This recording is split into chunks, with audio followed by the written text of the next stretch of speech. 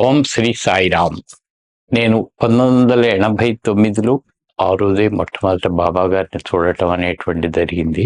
స్వామివారి దగ్గరికి వెళ్ళి నేను దర్శనం చేసుకొని వచ్చిన తర్వాత నాకు చాలా మనసు తేలికపడి, నాకు ఒక ఆధ్యాత్మికంగా అడుగులు వేయటం అనేటువంటిది నేర్చుకోవటం అనేది సమితి ద్వారానే నేను నేర్చుకోవటం అనేటువంటిది జరిగింది.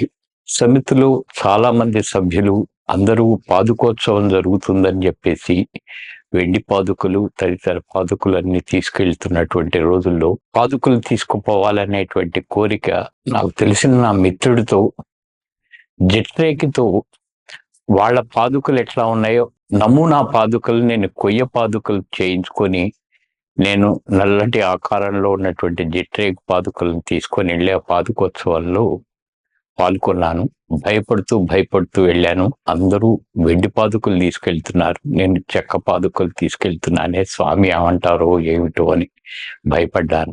నేను నా భార్య ఆ పాదుకోత్సవంలో పాల్గొని అవి కొంగుచాటును కప్పుకొని తీసుకుపోయినట్టుగా పోయాము.